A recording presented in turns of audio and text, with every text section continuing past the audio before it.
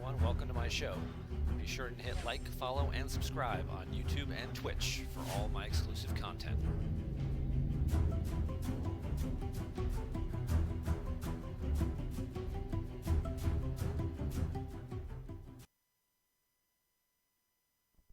All right, well, good evening, everybody. Welcome to episode number 100, baby. Woo! Fireworks, way! Streamers, woo! All that other fun stuff. I am Chris Gogolen, your host for this evening and for the last 100 evenings. Very excited about this milestone. Certainly never thought that. I guess I thought I'd kind of get this far. I did, but now that the moment's actually here, you look back on it and you're like, wow, did I really? I mean, I've done 100 of these shows, and just very excited about the whole thing. Um, I didn't want to do one of those slideshows that you see through the years, or that you see at high school reunions, or uh, you know that TV sitcoms like to do all the time when they hit their 100th episode, where they don't write anything new. They just sit around and just reminisce about stuff they already did for the last 99 episodes, and show you some of their best clip moments. I didn't want to do one of those clip shows. As fun as those are, we all enjoy them, right? Obviously, they wouldn't keep making them. It's certainly a cheap way out. No, I figured we'd talk very briefly about how the show started, and how it got to where we are, and then we'll just do what we do, because that's why you guys are really here, right? You want to learn some Star Wars stuff. You did hopefully get to see at the beginning intro this wonderful little commemorative award that the Players Committee sent me. Thank you very much to the Players Committee and the marketing team and the marketing advocate, Jared Napolitano, who you might have seen on Hollow Theater last week with the other advocates, for this wonderful award. Very appreciative of that, and a good way to cement that 100th episode.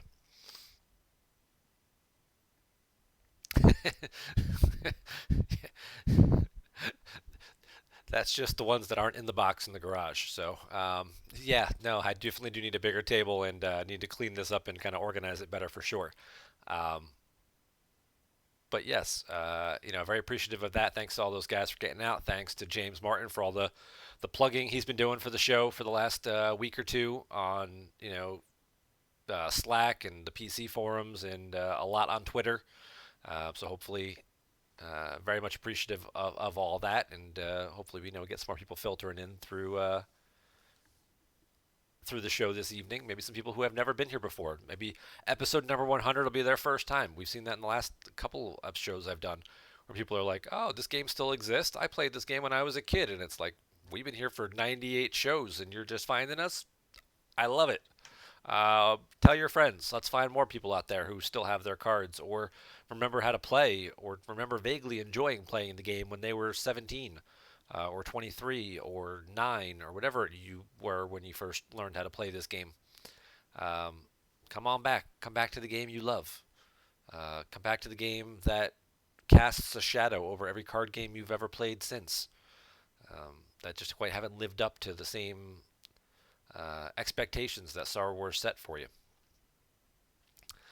Uh, but we got a lot to talk about tonight. When I started this show, it was originally just a podcast, and I talked a little about this. Speaking of podcasts, on Corin's podcast, when he interviewed me recently, and we kind of talked about the build up to episode 100. That was a good time as well. Again, I do apologize for the pen clicking. I'm putting the pen in the drawer because it got a little bit away from me for a little bit.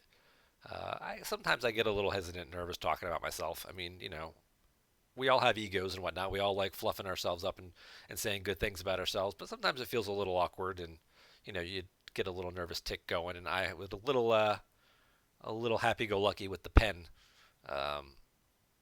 when we were really starting to get into the interview and get rolling. So otherwise, it was a great time, and the audio quality is pretty great. Thank you to Kendall for putting all that together and getting that out.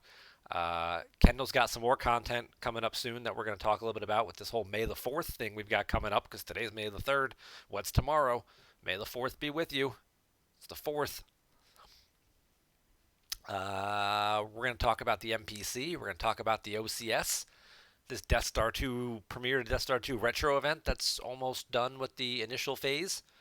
And then we're going to jump into a game review. I have a game link that was sent to me, much like how this show started 100 episodes ago, nearly just over 3.5 years ago. 3 years ago. It was March of 2018 was the first episode I think I recorded. Um, all back then, we didn't do Twitch. The game, I recorded stuff. I went right to YouTube. I didn't even have a camera then. I think I was using like a weird like stand microphone or just like talking into my speaker or something. I didn't even have a headset or anything going on. Um, so the technology has certainly evolved. The show has evolved. I have graphics at the beginning now. Thanks to Brandon Beatty for putting that together for me somewhere in the mid 50s. Ryan Serson was keeping a spreadsheet of like all the links so people could see what episode, what decks were looked at. So if you're looking to see like, I want to learn how to play Hunt Down, it's like, well, Gogolen covered it in episode 73, and you could just click the link on the spreadsheet, it would take you right to YouTube, and you could kind of get an idea of how to play Hunt Down or something like that. I haven't checked that list lately. I don't know if it's still up to date or not. Hopefully Ryan's been keeping up on that. It is up to date. Awesome, Ryan. Thank you very much for continuing to do that. And thanks to everybody for being here. We definitely great to have had to do some catching up for 100. Okay, well, I appreciate you putting in the time to get it done. Uh, and thanks to everybody for coming in and showing up. Chris Kelly never gets nervous from talking about how great he is. Truth, just ask him, he'll tell you. Um, so let's start with what just happened. The Match Play Championship. We just held our 15th MPC Championship, MPC, Match Play Championship event. That is our NCAA style tournament, 64-person bracket. We haven't always had 64 people over the years. First year, I think we had like 30 in a basement, in a slightly damp basement of a very strange store in Philadelphia. It was called the Garden of Earthly Delight. It was mostly like bonsai trees and little fountains and things, that really make like a Zen garden in your house kind of stuff. But they had a basement that had some folding tables in space, and Greg and Bill somehow found it. Uh, we parked, half a block away and walked to it because it was actually in Philadelphia, in like a residential neighborhood kind of. So we're parking in front of like people's brownstones and whatnot, and just walking down the street to the cart to the shop, and then going down into the basement to play, um, and to see how far we've come from there to various hotels we've used over the years, and these last 2 years, unfortunately, to online, uh, is awesome. But we had plenty of streaming coverage, we were able to play online. The downside, of course, not playing in person. The plus side, of course, is we can stream like a lot more games than we normally could, instead of having one featured match each round, or possibly having a second camera and doing like a second stream, as we've done in one or two other events, where we've had multiple streams going. Hasn't always been the easiest because of upload speeds at the hotel and things like that with the second stream. But when we're playing online and we're playing these massive events at the same time, we have commentators doing 2, 3, 4 games in a row. We get that multi Twitch channel, which is awesome. I got to stream a game. I got to stream Scott's game actually, on Saturday morning of the MPC, and that's uploaded to YouTube already, along with all the rest of them. All the other streamers have already uploaded their videos, and Jared's been putting them all over on YouTube, so you can watch everything from the round to 64 to 32 to 16 to 8. That was all weekend 1. Last weekend was the final 4. Congrats to Joe Olson on interrupting his vacation in Cabo San Lucas, Mexico, to use the hotel's Wi-Fi and his laptop to play a couple games of Star Wars, and squeak out a very narrow win against me in the semifinals, and then move on to the finals and defeat Jared Napolitano again. Said Jared Napolitano, the same marketing advocate, the same guy we were just talking about, in the finals. Jared beat Chris Swerfs in his side of the bracket to advance, and Joe defeated me and then moved on to face Jared in the finals. So congrats to Joe on winning his second MPC. Uh, the first time he won, Kevin Shannon quit and has never played a game of Star Wars since. So I don't plan on quitting. Hopefully Jared doesn't either. And we'll see everybody back next year in person in New Brunswick, New Jersey, uh, for an epic 64-person bracket yet again. Deck lists have also already been posted for that event. Thanks to Adam for putting all those up so quick. I'm sure we'll get all the actual lists typed up and moved to the homepage so they're easier to find, but the GEMP files are right there. I know I found it very useful having the GEMP files when I was looking for decks and stuff to play test against or to play with for this weekend. It was like, all right, well, I need a Diplo deck, and it was like, well, who played Diplo? All right, well, those guys played Diplo. Let's see what they got and plug it in, and there it was. And you don't have to figure out and go find each card. You just import the whole list. Bam, here's the whole deck right in front of you. It also helps, and it's kind of cool too, to see what AIs and foils and stuff people have because it loads their list exactly the way they put it. So if they have in their My Cards in the deck builder, if you go into My Cards and you look at all the cards that they have and things like that, any cards that they might have, I don't think there's a way to sort by alternate image. You can sort by different rarities and stuff like that, but we'll just say, for example, I think Ray is one. I don't have Ray. I don't have the alternate image array, but what I do have is Grievous, if I could spell that right.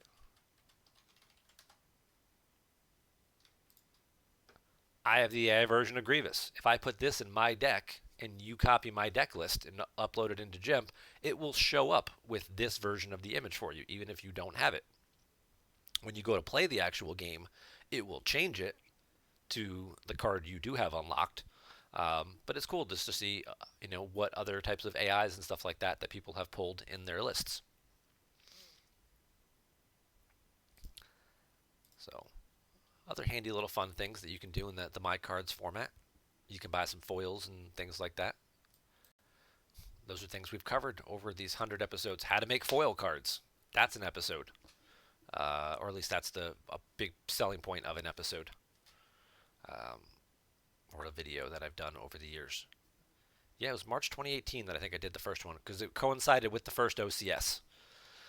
Um, the first month of the OCS was February. Everybody played. It was free. We gave the tournament away. A lot of people played. There were a number of people. There were a handful of people who went 0 and 12 or like 1 and 11. And I just kind of put a general post out there, like, if you did not have a successful event and just wanted some, feedback on your gameplay and ways you can improve, because I was trying to keep people engaged. You go 0 and 12 in a tournament, it's easy to get discouraged and to be like, all right, maybe I shouldn't be playing this. But if you can take away some key things from that and you can learn and adapt your playing style and figure out some of the things you did wrong or some different avenues that you could have pursued, you're more likely to come back and try those the next month. And some people did, and their schedule improved. As we saw people who went 0 and 12, and then next month they were like 2 and 10, and then they were 4 and 8, and then they were like 5 and 7, and it's like, all right, you're almost to 500. Like, keep building on this. Um, I know my teammate CRG told me when he returned to the game, one of the first things he looked at was this game review series, and he was like, all right, let me look and see how to play some of these decks, and let me look and see these little things and ways I can clean up my game. And now, he was in the finals 4 of the GEM PC that was just held not too long ago as well. So it's nice to see it all kind of come full circle and see people who have taken that knowledge and those tools that I've passed on and had success with it. It warms my heart a little bit, to be honest, to see that people watched and enjoyed the show, and it's improved their playing experience, hopefully. So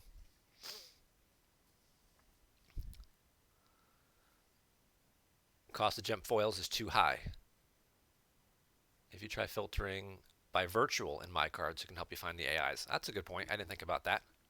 Um, you can thin it down, just the virtual cards, and then scan from there. Okay.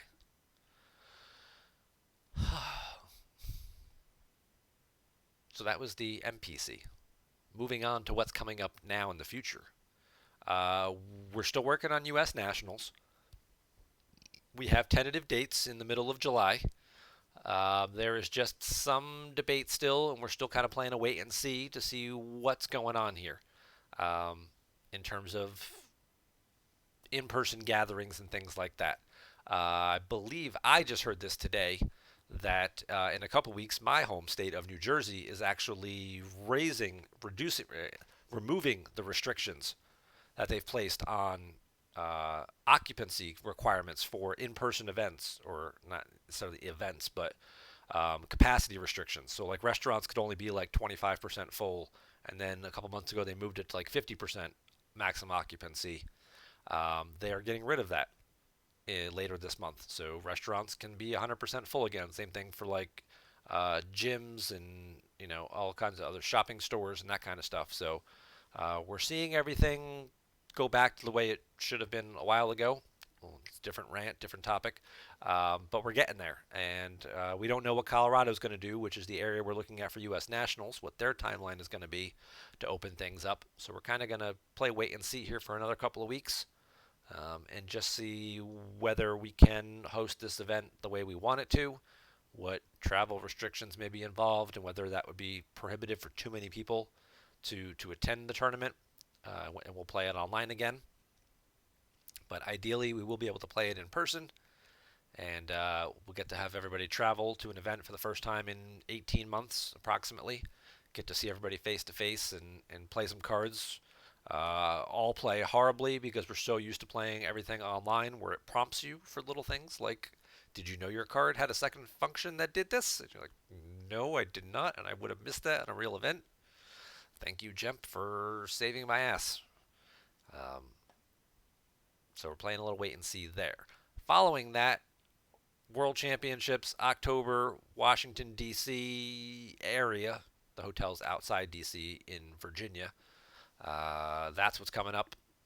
That event is expected to be live. We're expecting to have all of the restrictions, or at least enough of the restrictions, removed by then to be able to hold that event in person, especially the way things seem to really be trending right now.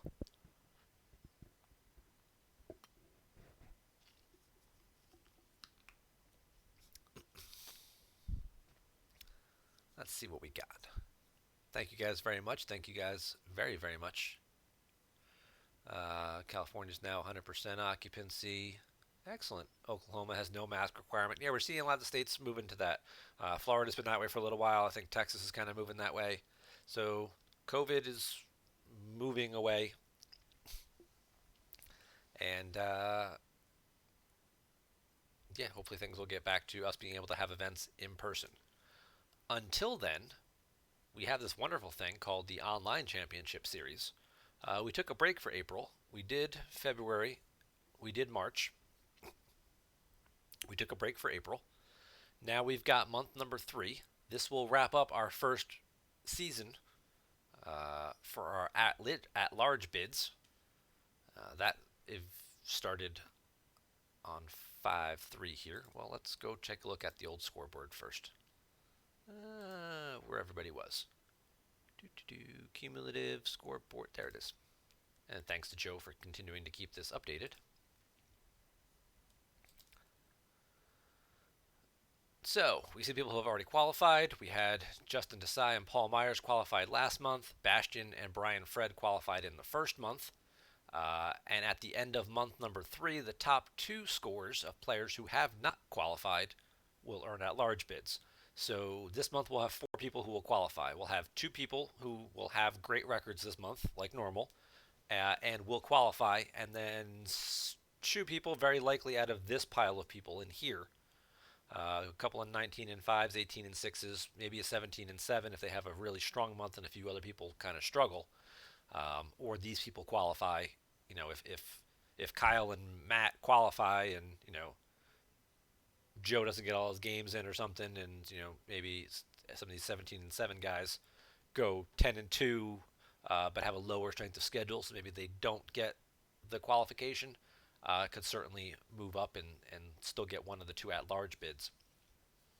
So there's a lot of things that can happen here. There's a dozen or so players all in the running here for those 2 at-large bids, and then of course there's the 2 people who just have really good months who could come from anywhere. That will wrap up season one. Then we move on to June at the start of season two. Take a break for July because we're expecting to have nationals. Whether it's in person or online, the event will still take place in July. So it's nice to have another little monthly break there. And then we'll come back and we'll play months 2 and 3 in August and September. Excuse me.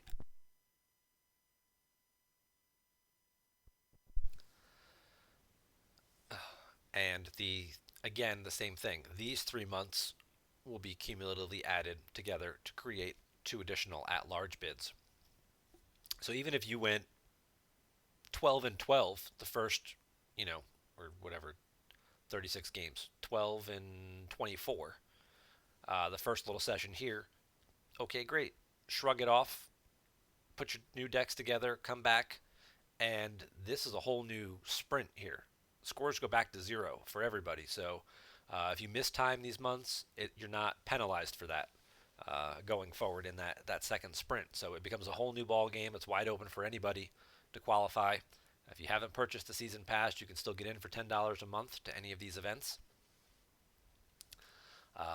If there are any additional at-large bids because people who have already qualified finish in the top three spots and one would get passed down, the additional at-large bid that is created is cumulative over the whole 6 months. I don't know if we're going to get any of those. It's pretty rare that we've had extra at-large bids over the last couple of years. There's maybe like one extra one has popped up every now and then. But if one extra one should pop up, it would be a cumulative all 6 month scoring total. So that's really the only place it would come into play. It would reward people for being those GEMP warriors and playing all the time. You want me to scroll down and find Dan? Okay, we'll go look for Dan. Dan, that's not a good start, but 3 and 21, that's fine because whatever happens this month, you shrug it off and then you come back with a clean slate. Start all over. Turn it around and you'll get plenty of practice tomorrow. That is one of the other things as we roll into. We'll check the scoreboard in just a second to see what's going on. But as long as I'm on the PC forum site, I want to talk about this May the 4th stuff because there's a lot of stuff going on, including the return of Dan's other show, Dan Plays, where he just accepts random challengers, streams his games, and plays people. Dan has agreed to do a 12-hour marathon somewhere in here. 12-hour long stream. Tuesday from 10 a.m. Pacific to 10 p.m. I'm sure he'll take short little breaks in there to actually eat or whatnot. He'll probably eat while he's playing. Maybe a little break between games. I'm sure while he's waiting for opponents and things like that. But he can certainly get some of his OCS games in for the month. And if you would like to challenge Dan, here's all the instructions on how to do it. I was Dan's first opponent on his show, however long ago that was, when his first episode was out. We played Premier to Death Star 2 decks, just so it was an open format, and we were kind of highlighting one of the alternate formats as well. Little did we know there'd be a Premier to Death Star 2 event, whole event that we would run that would have over 100 players in it. So, these little things, you just do them because they make sense, and then other great stuff happens because of it. So, Dan's got his pee bucket ready. Okay.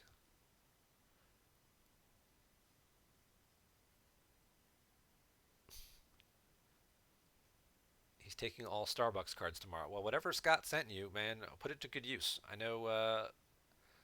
Thank you very much to the advocate Scott Lingrell. He sent some gift cards to all the streamers who did stuff, and he was supposed to send you mine. So hopefully he did, and you have some extra for all your hard work and incentive, and to help you prepare for this 12-hour stream. I hope you put it to good use. So thank you for doing this, buddy. But there's other stuff going on with this May the 4th. We've got Trilogy Leagues on GEMP. Encourage everyone to kind of create thematic decks. This screams Andrew Moss. If you don't know Andrew Moss, Andrew pretty much only builds his decks to be theme specific within the timeline in which the deck actually occurred.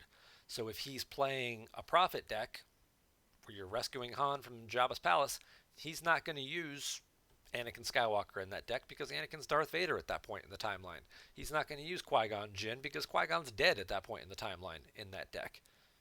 He still builds very competitive decks. He still has pretty good results and with them, and they all fit in within that little narrative, which is just a cool little added bonus.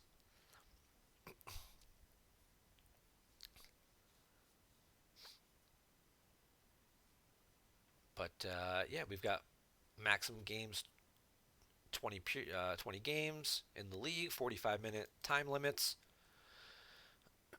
Kind of just embrace that thematic side for it. And then post your details of your game, kind of how it goes. A little bit of a Star Wars story here. Embrace the different Trilogy Leagues, which you can find if you go to Leagues. We've got a prequel one, we've got the original trilogy, we've got a sequel one, which would be, all your episode 7 and beyond stuff. Now you've got the Mandalorian show that would also fit into here too. You've got, I think we're going to go with everything before A New Hope would be considered prequel. So Rogue One would fit into the prequel period, I guess, even though it kind of ends right at the beginning of A New Hope, and that's sort of like same timeline. I think that would probably fall. It's everything before the original Star Wars A New Hope movie. I think would fall into the prequel category.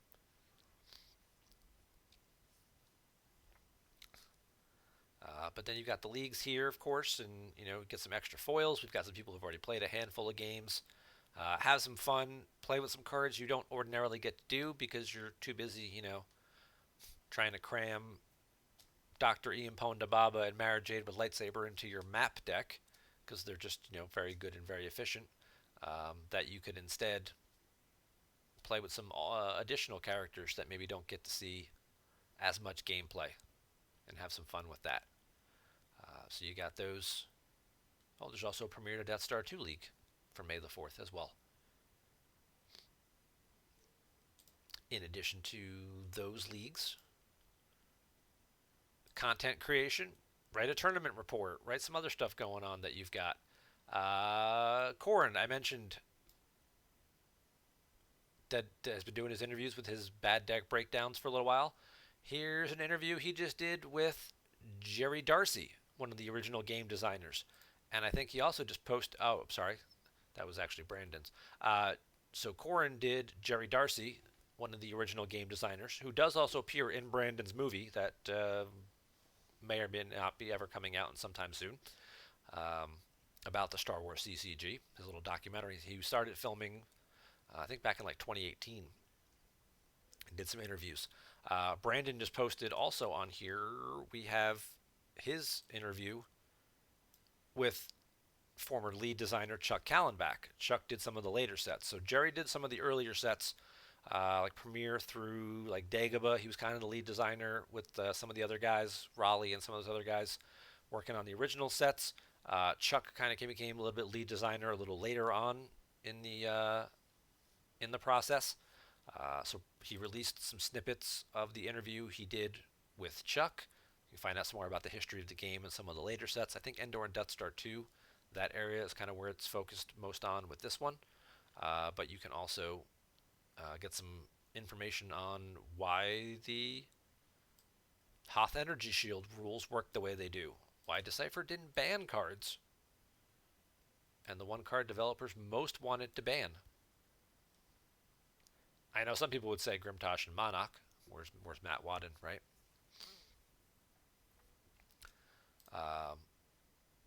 And then there was this, shameless plug for my show that Jared happened to put up there.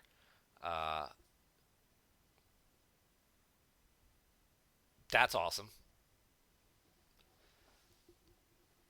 Thank you for putting that together. I'm not exactly 100% sure what this picture was from or what I was holding that got photoshopped out for this sign. But good job putting all that together.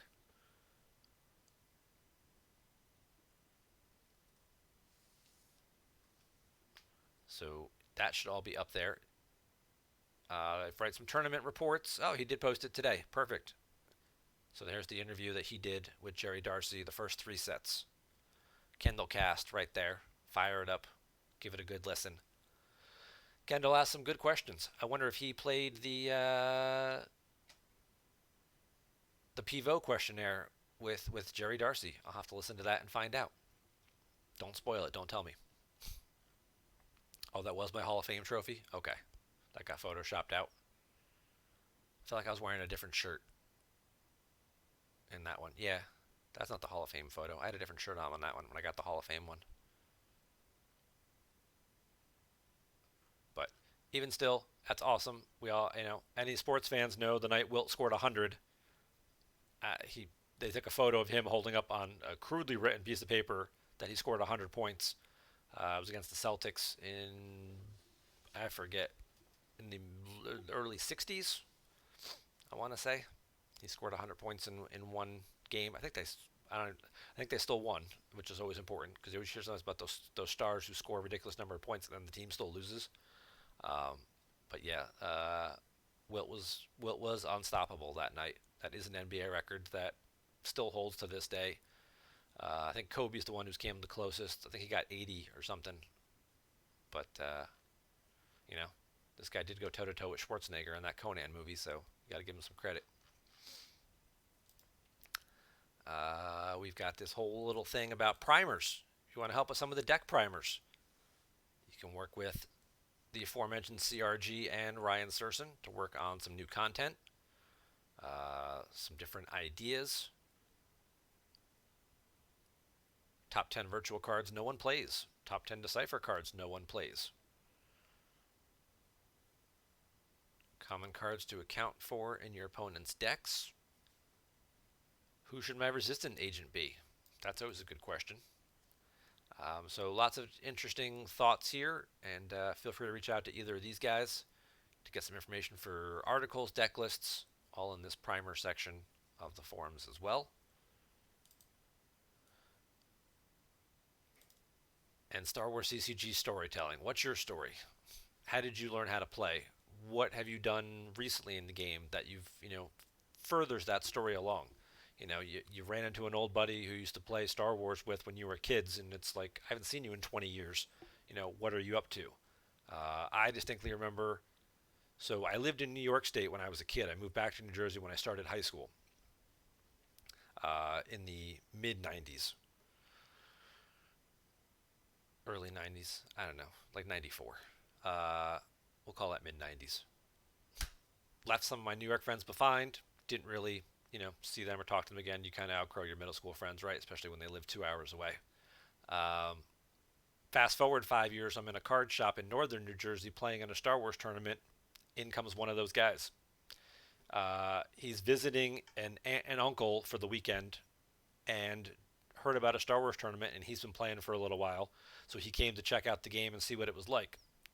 Haven't seen this guy, hadn't seen this guy in uh, probably about 6 years since then. Now we're both grown ups, both, went from having sleepovers playing Nintendo all night to now we're driving ourselves around and whatnot and in college to playing some Star Wars in a card shop in northern New Jersey just randomly.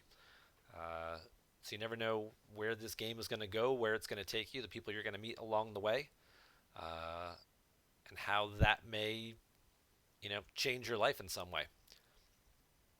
I'm sure there's a handful of us over the years who may have gotten at least job interviews because of someone we knew who had a similar field who, you know, uh, might have had an opening at their company or might have written you a letter of recommendation for something or given you some feedback about like, hey, this is what I do and this is how I look for candidates for people that I'd want to hire to come work with me. So make sure you sell that to whoever's interviewing you. It's just great to see how this game and this community continue to pay things forward in a variety of different ways. So uh, here's some more stuff that, tell us your story. Here's a great spot. Fill it in. Give us some details. Here we talk about David Woods talking about, uh, you know, going to Worlds in 2002 when like he's a kid and his dad drove and he didn't even know where they were going. They just got in the car and went from Tennessee to the tournament, which was in Virginia Beach. To fast forward a few years later when he enlists in the Navy and he's assigned in Norfolk, Virginia, which is where Decipher's headquarters was and where the 2002 World Championships were held. And finally putting two and two together that, wait a minute, I've actually been here before. This is where I played in that tournament, and now this is where I live, and I'm in the Navy. Awesome story. Thanks for sharing, David. And I'm sure a lot of you guys have some great stories out there that we'd all love to hear.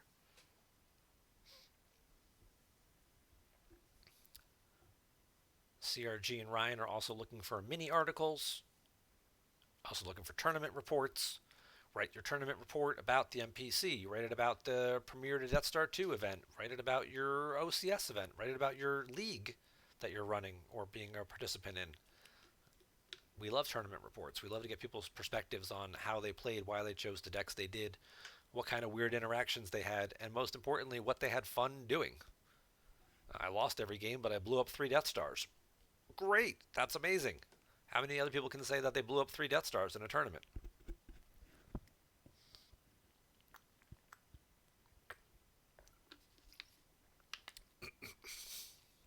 So there's all some great stuff to celebrate May the 4th and to celebrate the 25th anniversary of the Players Committee and of the Star Wars CCG. And we're probably almost coming up to the 20th anniversary of the Players Committee not too long from now. That'll be next year, right? 2002 was the kind of the foundation of the Players Committee after Decipher lost the license at the end of 2001. Marketing team's going to have to get to work on something for that too. They got a good guy leading them, so I'm sure they will come up with some brilliant ideas, no doubts about that. So there's all the May the 4th stuff. We're still wrapping up the retro event, this Premiere Death Star 2 thing. There's still a few days left to get your games in if you haven't played your 10 games. Is it up here still?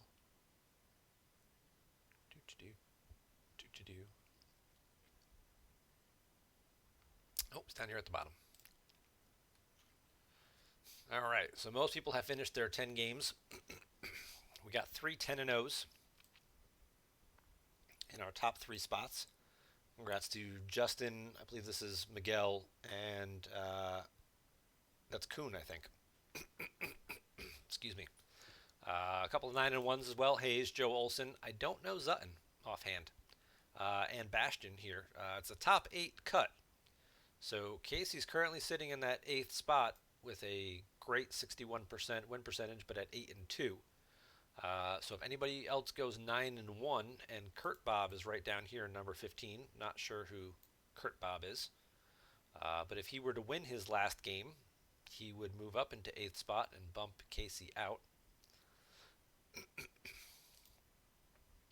Everybody else down here, for the most part, either doesn't have enough games left to play or is a little behind on the old point scale. Hey Dan, there you are. You're 5-5. That's not bad. I'm 4-4 this event, so that was kind of par for the course for me in the Decipher era. Usually I'd 500 in a lot of events up until about 2000 when I started to turn the corner. I started to get like 5-3 at some tournaments or 4-2 finishes in 6-game events. Court of the Vile Gangster here. He's 5-0, but with only about a week left to go, he'd have to play 5 games and win 4 out of the 5. And as we get closer and closer to the finish line here, games do get harder to come by because more people have finished their games, or they realized, oh, I only played 2 games in 6 weeks. Like, I'm never going to get these last 8 games in that I need to get the prize for completing all 10 games, because I believe there is a prize for playing all 10 of your games. They start to realize, yeah, there's no way I'm ever going to get the rest of these games in, and I'm 1-3 or whatever. I don't have a chance at qualifying, so I'm really just playing like 7 more games in this format just to get the foil prize. Some people, that might be worth it to them. Other people might be like, maybe I'll focus my attention on something else. So games do get harder to come by as more and more people start to finish up. These guys who were at 8 and 9 games, yeah, they're probably going to try and squeeze those last 2 out to get to this that 10 threshold, because it's only 10 games, not 12. So there will be some handful of games still available, but they are going to start tightening up as more and more people hit that 10. A foil Death Star 2 Chasm Walkway for all who complete all 10 games. Death Star 2 Chasm Walkway was a recently released virtual card um, that you typically see in Hitco decks because they have the dual function of an interrupt that pulls it. That fits better with their theme, but certainly could fit into other decks as well. Would really wreak havoc on Bring 'em Before Me, right? You just go to your site, move over, kick the Emperor's butt, and then move back and start draining for 2 and 2. Uh, we haven't seen a lot of Bring 'em Before Me in a while. I wonder, do you think it's that site? I think it's other things. They keep that deck out of the play.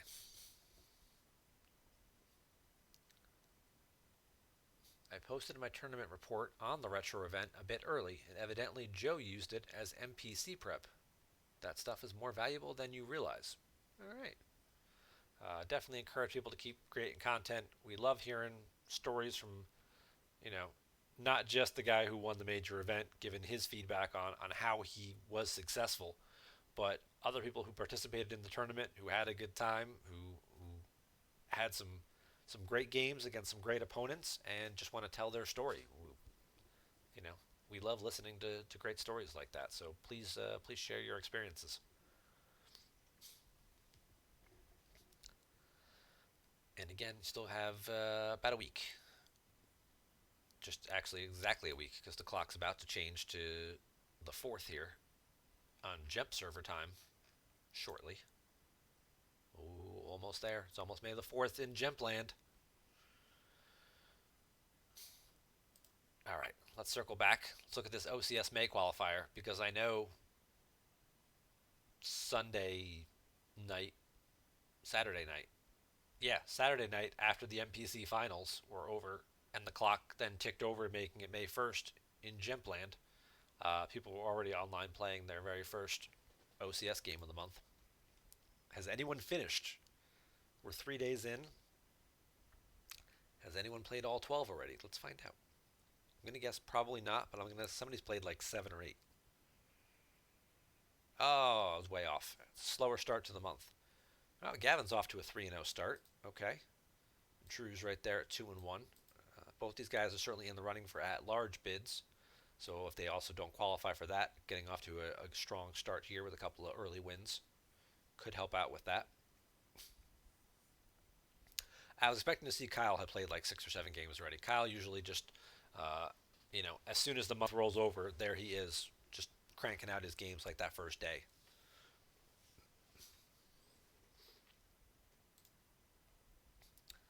But only a handful of people have played so far. Still have plenty of games left to go. There's plenty of people still left to play their games.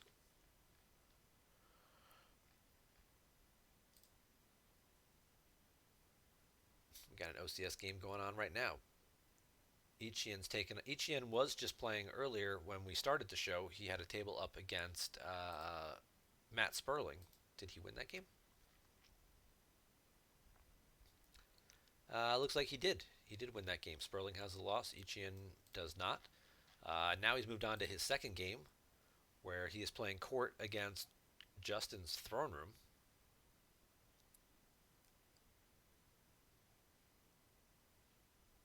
I won't pop into that game. It's mostly over. Let's go look at the board. We'll pop in real quick. We'll do a drop in.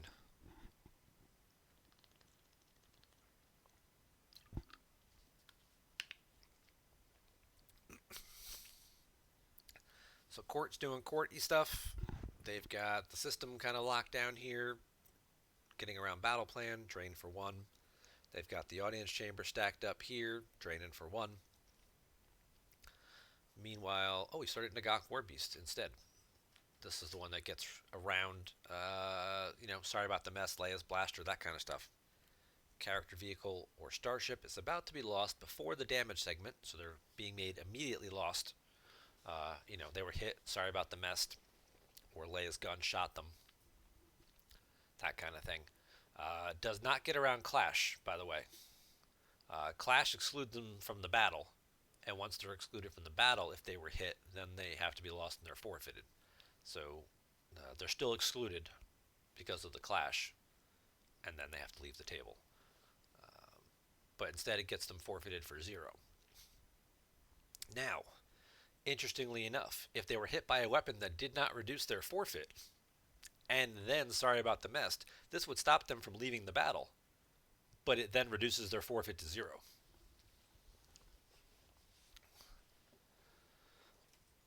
So can be a bit of a double-edged sword. You have to be careful about stuff like that. You know, if they were hit by, I don't know, Ahsoka Tano with lightsaber, who reduces forfeit, she doesn't make it 0, and then sorry about the mess to remove them, and you're like, oh well, they don't go anywhere. But at the end of the battle, when you forfeit them, they're going to go for 0, so they're not going to cover any battle damage or any attrition, um, and may end up forcing you to forfeit extra characters.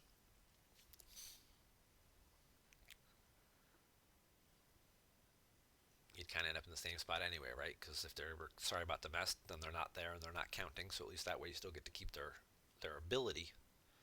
Um, but something to be mindful of if you're trying to figure out, whether to modify destinies or things like that. And you're like, no, she still has like forfeit 5. It's like, no, she's actually gonna be forfeit 0. So, all right. So we've got Luke, Yoda, and Rey piled up at this site. They both have lightsabers, so they're adding to the drain. He just played the I can handle myself card to also boost that drain. So that's going to be a drain of 4 at the pit. And Ichien's going to have to lose some cards here. He's losing a Gick from hand. Usually you do that when you've got 2.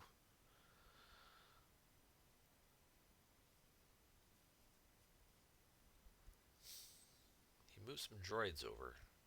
Could be possibly trying to set up a disarmed or something with 4-lum. Or some people he's just out of force, so he's doing it in bits and pieces. So it was like deploy Guri, move over 4-lum.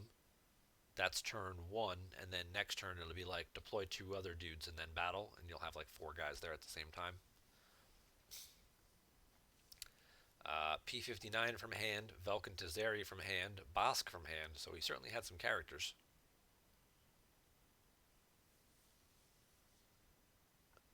Darkseid needs to find their Probot to get more damage in. Yeah, this is usually the point in the game when you see Lightside kind of pile up like this, where they start to do like Dr. Aphra, who's already over here in the audience chamber. Like she goes to the throne room, she retrieves Probot. Probot goes to the Jedi Council chamber, or the Boss Nash chamber or something like that, and now suddenly you're camped out at all their non-battlegrounds, threatening quite a bit of damage.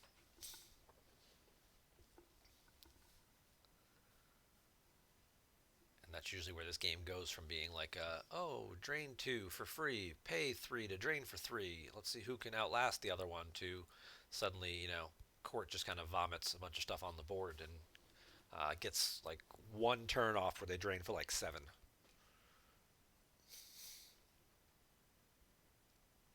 But Justin with the 10 card hand, probably not too vulnerable to that right now. I'm sure he's got some guys like, Solo, Lando, Leia that he could plop down in a couple of places. But again, with only 15 force and wanting to battle in 2 or 3 spots, he might have to be content with just blocking the drains and then forcing Darkseid to battle into him to clear those sites, which benefits Darkseid because they've got Scum out, and then they're going to retrieve 2 for each of those battles. So it gets into a very weird interaction there where you want to battle them so they're not retrieving cards, but do you have enough force to deploy guys to initiate battles and to draw destinies?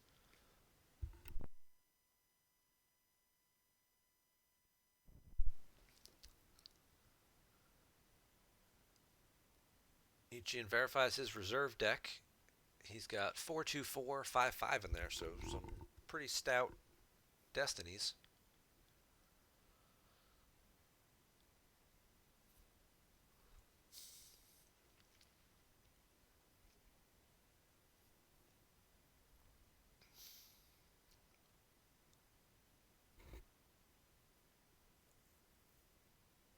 We'll see what he's got left up his sleeve here. He saved 5 cards. He left 5 back. So he activated, he force drained. Okay, there's the Boba Fett bounty hunter. He's going to add 2 battle destiny when with Forlom. There's Aura Singh with gun, so she's going to have 2 destiny available to possibly shoot at somebody. So 2 destiny to shoot and 3 battle destiny to draw. This is non-V Forlom, the original Forlom, so most likely he's going to use Forlom's game text first to target Luke to cancel Luke's game text, so he doesn't have to pay 1 force to fire a weapon. Like he'll pay 1 for Forlom, and then he won't have to use his last force to also fire with Aura Singh.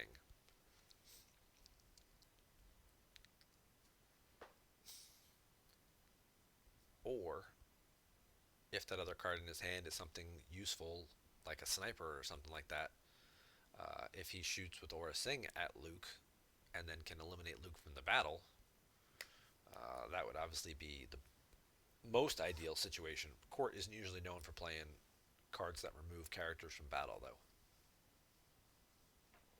Like that. Hidden weapons could be a thing, too. He could have a hidden weapons. Try and hidden weapons Luke or something and capture him with Boba Fett. Even if you dump him used just to get him out of there, and then you can shoot at 2 other people.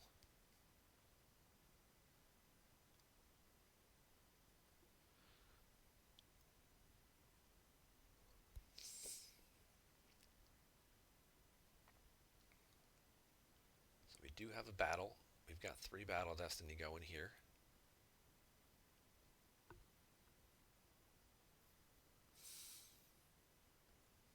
Currently.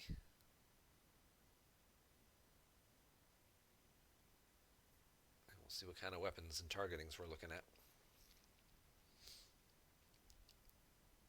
There's always the possibility that, that Forlom targeting gets blaster deflectioned.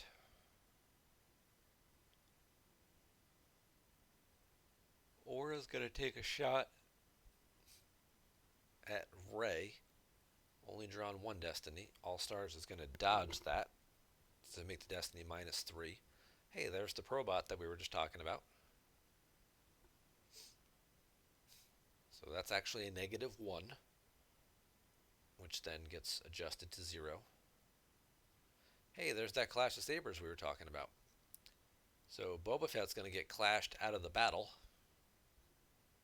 That's not good at all for Ichian.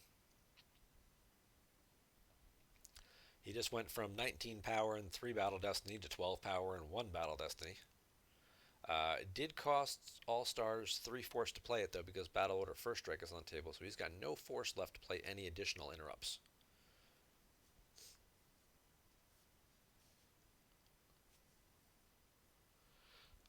But he does still have 2 lightsaber swings. And now the question becomes is, do you still want to cancel Luke's text? I think you probably do, because he still adds 1 to his weapon destiny draws. So there's always the possibility that Luke could miss swinging at like Guri or somebody if he's not adding 1 to both draws. If he's adding 1 to both draws, it's really rare for him to miss anyone under like ability 6 or 7.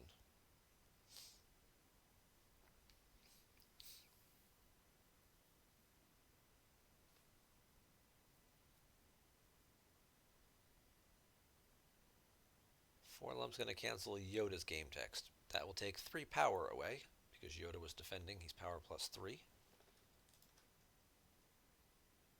So that subtracts 3 from power. Luke swings at Guri. That gets met with an O switch off.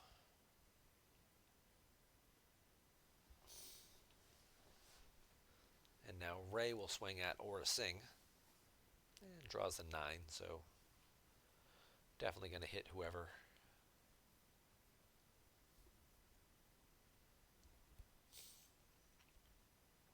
And now we'll get to the Battle Destiny phase.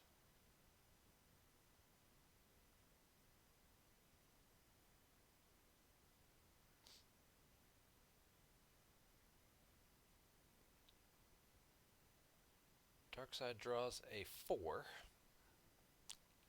That'll get rid of Yoda, I'm guessing. Light side draws 0. A saddle. Interesting. Just a random 2-0 that can't be invaded. Okay, so Rey does add 1 to the total there. So somebody's still going to have to die. So Aura goes. She's forfeit 0. And then Darkseid has to lose somebody else on top of it. If you're light side here, you probably lose. Yakshid only forfeits for 3, right? So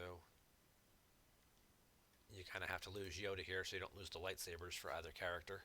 And you can keep up the big drain. And he does. And now if you're dark side, you're going, well, it doesn't really matter. I'm probably going to lose Forlom and keep Guri there. And then Boba Fett's going to go lost or out of play or whatever because I don't have any force left to spend maintenance on him. And he can't do anything anyway because he's clashed. And then Darkseid has 0 hand. And not a lot of force left to work with. And Lightside has 7 cards in hand plus 14 still down. Okay, he loses Guri. I guess that fits better with... He doesn't have a hand, so I'm not sure, who knows what other cards he might have available in his deck. And there goes Boba Fett out of play.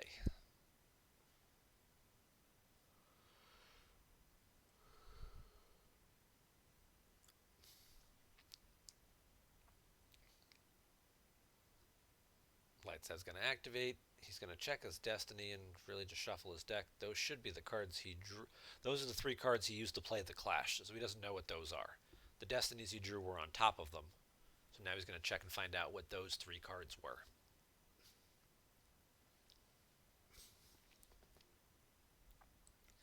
He did that during his activate phase. He activated 1 more after that, so I guess he found the answer he was looking for. Whether it's, I've got good destinies and I can go battle, or, it's not so great. Maybe I'll do something different this turn. He does pay to drain. He'll drain for 3. And these are all going to get top decked because Ichian has no hand.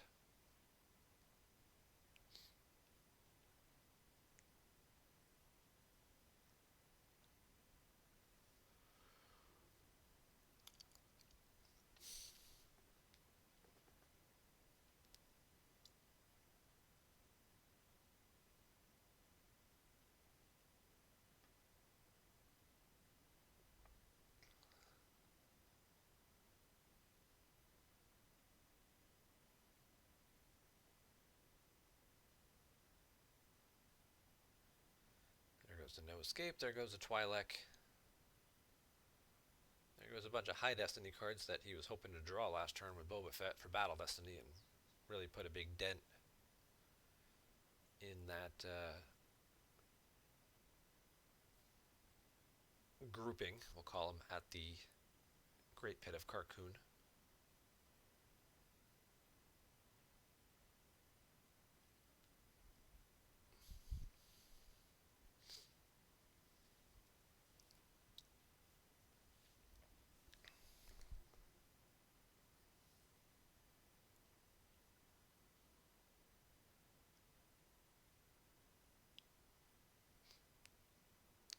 He activates, he pays to drain, he uses Yakshjit to retrieve, or to take a weapon. Is it retrieve, or is it take? I think it's take a weapon into hand, so it's not even a retrieval.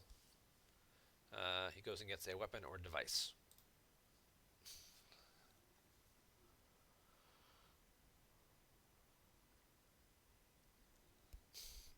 Excuse me.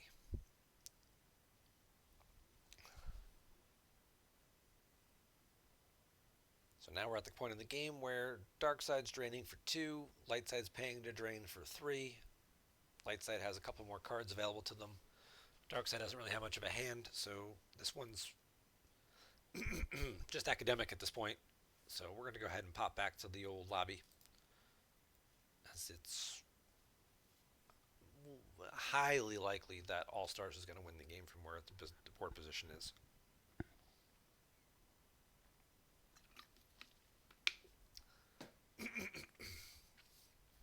Okay. Now we're going to move on to our game link. This was submitted to me by Joker King, the 2021 GEM PC champion. Congrats again to him for winning that. He played a game the other day that he described as pretty interesting and interactive with Dylan, who I believe was also in the final four of that event. It was Shocker Court against Rebel Strike Team. Rebel Strike Team's not a deck we featured a whole lot, so I wanted to mix that up a little bit. Plus, there might be like a bunker getting blown up, and epic events are always fun.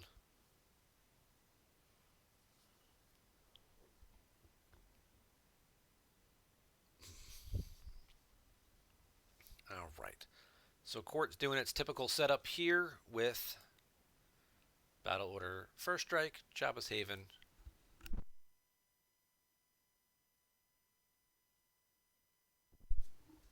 and wipe them out. On the flip side, you've got Rebel leadership, the Rebel Strike Team playing Strike Planning, which we see quite often, getting generals, getting Cricks, getting solo. Walkling's a little bit of a variation here for the second effect, and Guts, probably a direct counter to Scum here. Certainly plenty of rebels of ability equal 3, so they'll all be power and forfeit +1, +2 if they go invade Jabba's palace. And while Han's at a battleground, opponent retrieves no force from Scum and Villainy, and General Solo being a key component of this deck, he's likely to be at a battleground. Curious, neither version of the shield is down, unless he happens to be, running 5 or 6 copies of it and just floating them in his deck like they used to back in the day.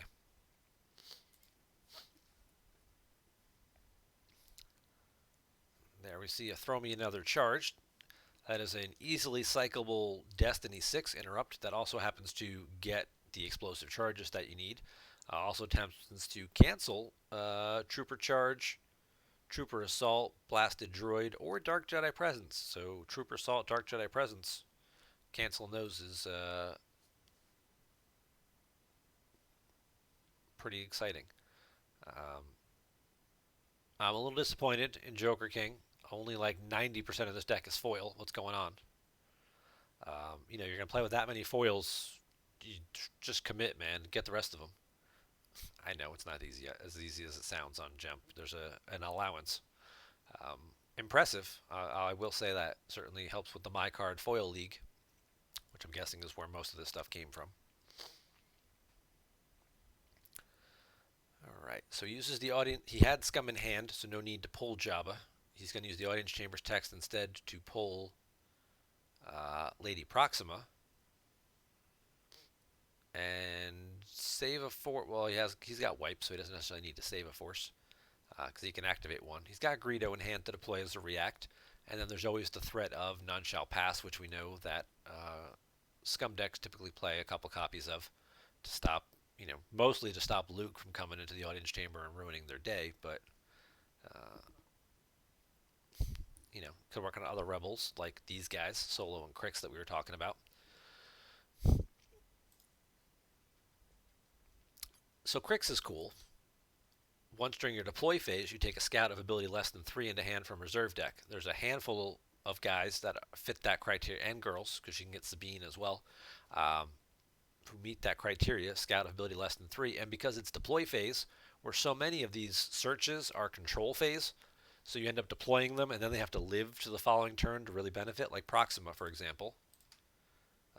During your control phase, reveal the top 3 cards of your deck, take an alien into hand. Crix is an immediate benefit.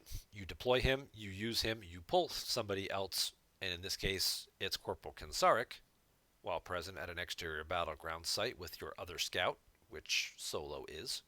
Adds 2 to deploy cost of opponents' characters, vehicles, and starships to same site. It's only 1 if Gunite is on the table, but that was a problem, in the Decipher era. Um, Now that we've kind of shielded Gunite to go away, not so much of a problem. You don't see that card at all anymore.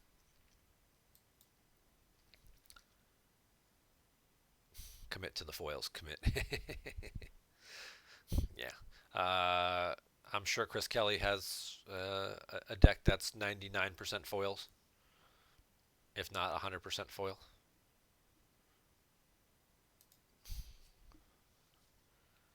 Then you get did we resume? What's going on here? Okay, so we got some shield pull. There's a launch in the assault. That's what Wackling usually pulls. Launch in the assault, so then you can set up your home one, which he does take into hand. He does not deploy Kansaric yet. There's the bunker that he had in hand, which solo can pull for you. And there's Kansaric. Once per turn, may upload a non-interrupt card with door in game text. Non-interrupt card with door. Alright, so that's how you can get the shield down, I guess. You can use solo and take it into hand too. Because I believe that specifically lets you get the back door. Or at least one of the versions does. And then this is the virtual bunker, which says unless you occupy bunker, your characters may not deploy here. I guess it doesn't say anything about them moving there, though, so you could just stroll on in. We'll see what happens. There's the 3PO.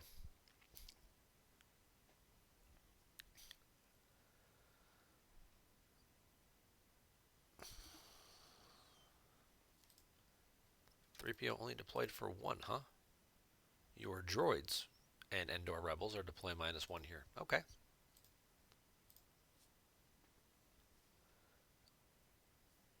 Oh, yikes. That's not good at all. So he had to top deck, he had to lose a force because of the court objective. He doesn't have anybody on Tatooine at the end of his deploy phase. He top decks a card and top decks the back door. Yikes. Well, you can blow up the bunker, just now your guys don't have anywhere to escape to. And Coward immediately hit the table. So now he also can't retrieve that right away by putting Wackling out of play.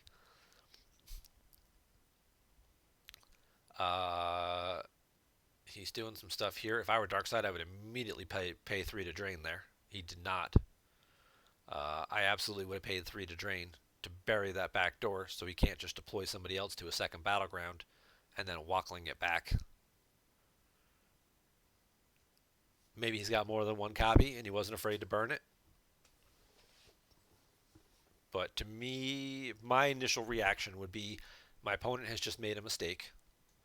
I need to capitalize on that. Now, he's got another strategy that doesn't involve force draining and involves initiating a battle, where he's going to make him lose guys that'll end up on top of his lost pile, so this also works out.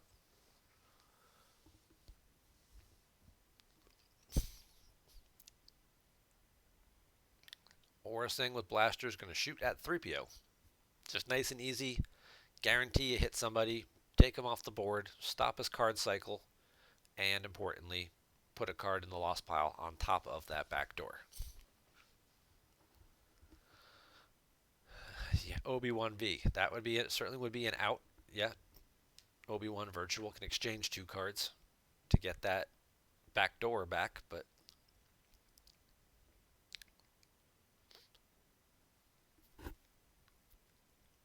there's a Battle Destiny of 4.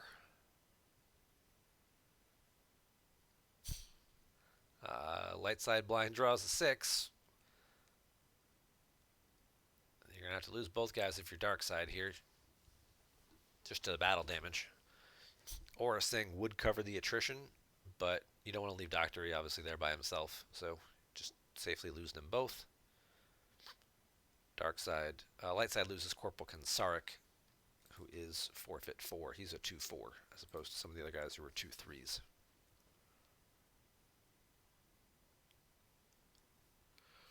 And with only 10 force being active, because the shield is down is not on the table yet, this Stinger kind of just chilling by himself, not overly threatened. Can't react there, though. This thing can only have Guri added to it, so you can't add anybody else to it. So if he were to put a ship down and battle it, he does have the Gick, but... Uh-oh. We got some guys going to the old audience chamber.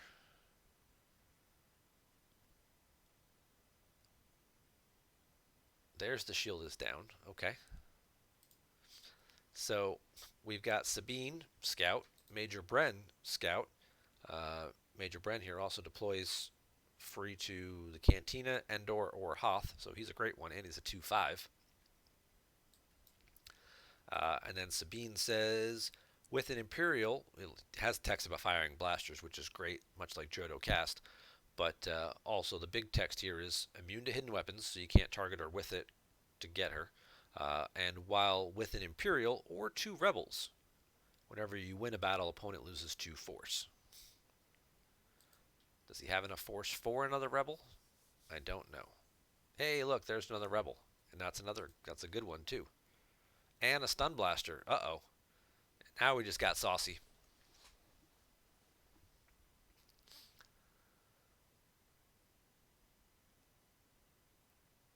Just blow it up and retrieve 8. Who cares if all your dudes die?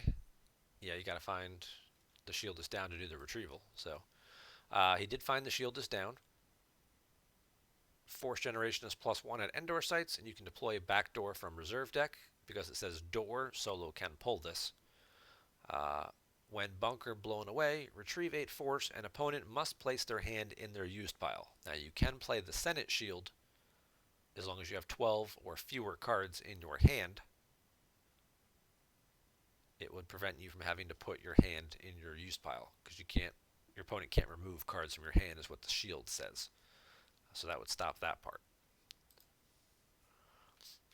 We got Kraken coming down to be the 3rd scout here. While all your ability here is provided by scouts or spies, they're all scouts, adds a battle destiny. So now you've got 9 power, 2 battle destiny, and Sabine just got herself a stun blaster, which is a pretty twisted little combo here.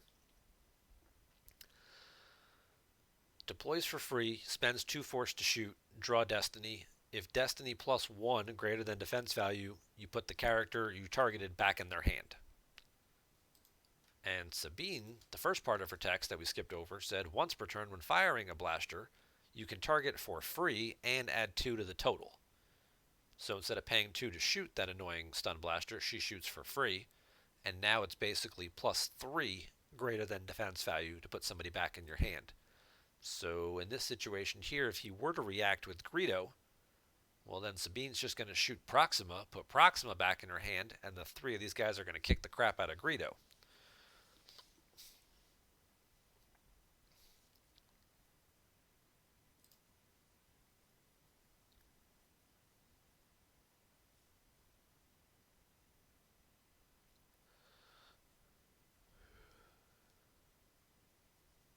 And instead, he's just going to blind draw 2 Destiny here and beat the crap out of Proxima. Either way, I think you're still ending up with a Gick being used here.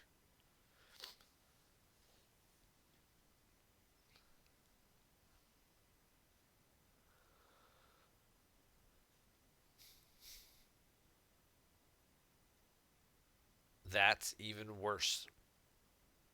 At least you figure if you draw something like Major Bren goes away, and then he still keeps these 2 people, and he still has a pretty solid stack there.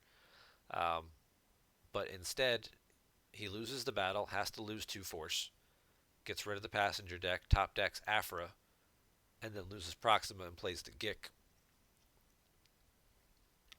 to cancel the remaining battle damage.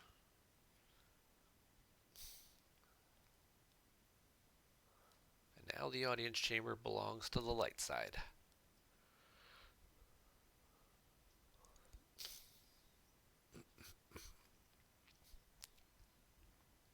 Okay. 1 force is left, so if Greedo does come down, light side would still have the ability to fire the gun with Sabine. We've got Aura, we've got Forlom, we've got Greedo. There's Guri going to the Stinger for free. Well, for 2, because the Goldenrod is out. Now, if Forlom cancels Sabine's text, that would not have enough force then to fire the gun, which is kind of the situation I think we're in here.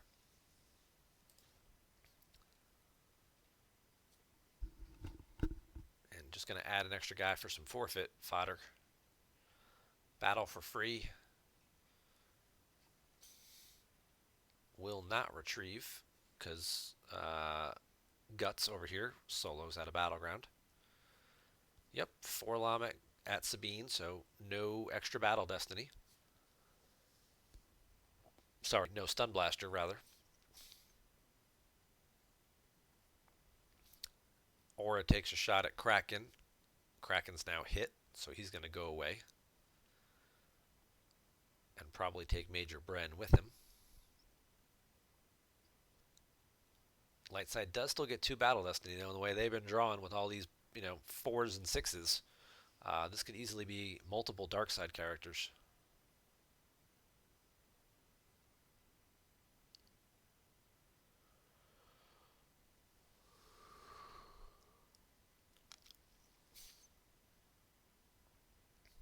All right, double leadership there for a total of 8. That will be 2 characters here.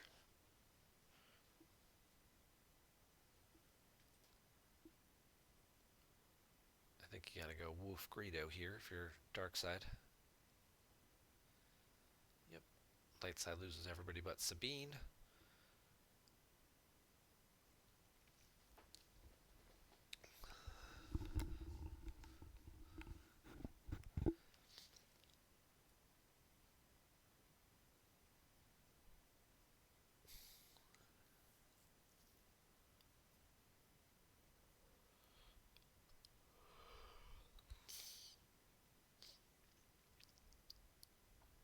So light side definitely getting off script here. In terms of what they're doing, they do have the ability to still pull scouts here. And we're gonna get our Ewok buddy. This is one of the other scouts you can get. This is Wuta. Deploys only on Endor. All Ewoks have this text with their power and forfeit +1 for each light side icon at the site that they're at. So in this case, he becomes 2 power and 3 forfeit. But Wuta's benefit is 1 during each of your deploy phases. If at an exterior Endor site, like the landing site, you can use 2 force to deploy another Endor site from reserve deck. We see a lot of people get Chief Chirpa's Hut with this to get an extra 2-0 force activation. And since it's kind of pullable, you pull Crix, Crix pulls Wuta, Wuta pulls Chirpa's Hut. Now you don't have to worry about playing, additional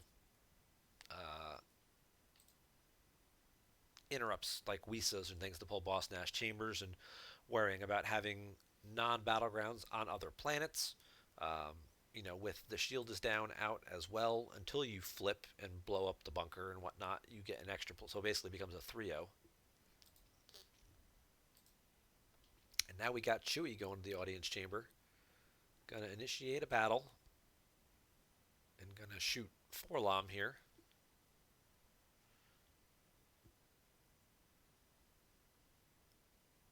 A little risky.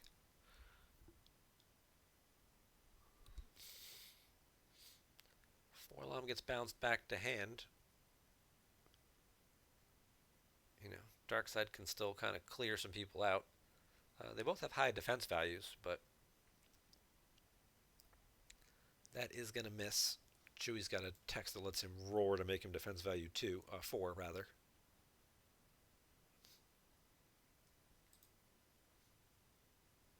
Now we get a battle destiny.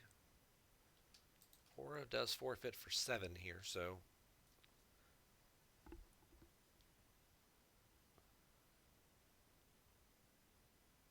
that's going to be a tie.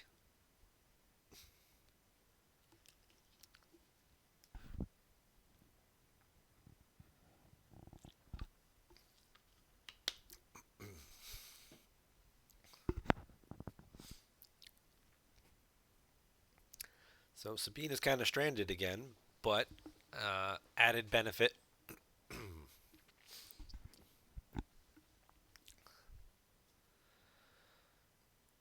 She can still use the blaster, right? I mean, 4-LOM did get put back in hand, so Darkseid can redeploy 4-LOM and battle and cancel her text again, but he does still have 2 force available to shoot the gun this time. He pulls Simple Tricks, which doesn't really do anything right now because he's not retrieving because of Scum anyway.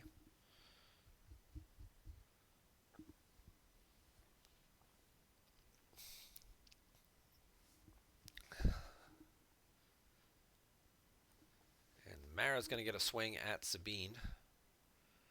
That's a really good start. Any type of defensive interrupt. Sabine's a female, so the handle yourself card would protect her as well. Nope. Sabine is going to get hit and be forfeit 0.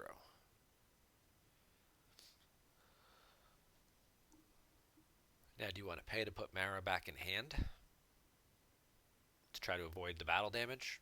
It seems like it's the best course of action. Make them have to spend force to redeploy Mara again.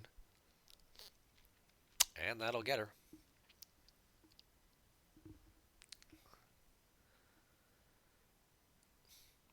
You can make an argument for not wanting to do that because then Mara's stuck in the audience chamber, but at the same point in time, court has 15 other characters. It's not like they're really going to be hurting for characters to put in the audience chamber. You'd rather save yourself from the battle damage because you're basically going to lose cards in addition to whatever the destiny is. Could be like a 2, could be a 5. We may never know.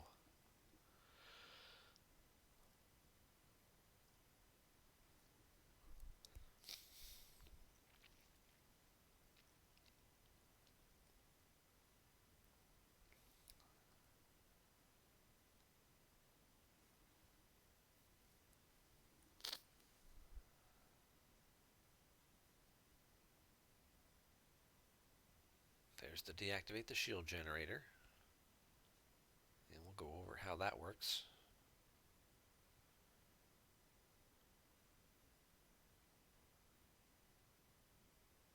Now you have to occupy the bunker, I think, to deploy the charges that add to the destiny. So probably not going to be able to blow it up this turn. Doesn't move over either. He just deployed it to get a card out of his hand, so then he can draw a bunch of cards. So let's talk about deactivate the shield generator. During your control phase, if you control the bunker with a rebel, you can attempt to blow it away. So you have to control the site to do it, which is already hard because you deploy this stuff, you move your guys in, and then your opponent just kind of deploys a pile of guys in front of you and says go. That's usually the smart play there. You don't battle into them. They battle you. They kill a couple of your guys, but not all of them. Then you deploy 1 or 2 more to kind of reinforce, and you just kind of keep churning through each other's guys for a few turns while you prevent them from being able to blow up the bunker, and you're doing damage somewhere else. You kind of really stall them out on this, and then they can't pay to retrieve. They can't do some of these other things when the time comes. Or they may never get it blown up if you have enough characters and you can kill enough of their guys. If you have guys with weapons, you can hit 1 or 2 people and then cause other guys to be lost due to attrition. You can get rid of 2 or 3 guys per battle. And if you're a deck like Scum that has 20 characters, 22 characters, you can really keep that cycle going for a few turns. You have no advantage to battling into them because your Scum retrieval here is canceled currently. So it really doesn't make sense to do that, and you kind of just let them battle into you. Unless you get solo off the table, and then maybe it's a slightly different choice.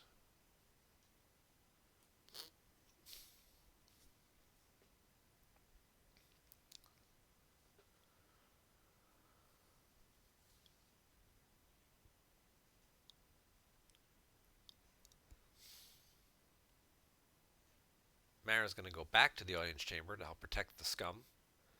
And we're going to get the objective using Zuckuss and Mist Hunter. Or it's going to find Zuckuss and Mist Hunter. Now that Lightside has committed to space, Darkside has committed to space, Lightside's going to play a Rebel Leadership, presumably to go to get Akbar to go on that along with that home 1. Excuse me. So now we've got Zuckuss plus Guri and Stinger. The Rebel Leadership was grabbed. Staring down a 12 force home 1 that is going to get hit with an Imperial Barrier.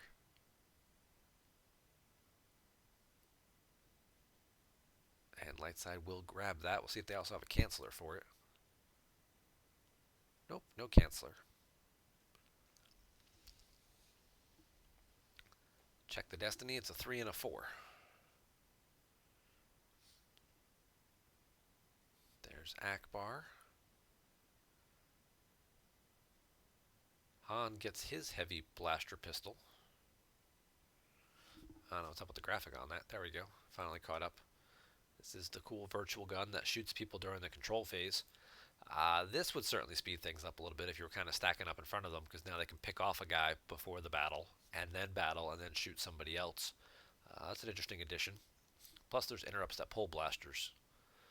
The Mandalorian mishap interrupt, I believe, pulls blasters, so kind of fits into this theme where you're playing with Han's gun and you're playing with the stun blaster with Sabine.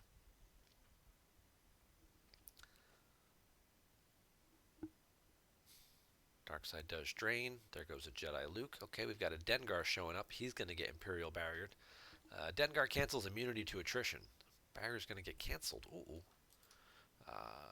Cancels opponent's immunity to attrition here. Also adds 1 to your total battle destiny for each of their ships. He did bring Crix up, so he did bring him up for some extra forfeit. Just in case. There's Forlom. He adds a battle destiny. So now, does he have another leadership? He does not. He'd have to pay 3 force for it, which he does not have available. 2 to stack it, plus 1 from first strike.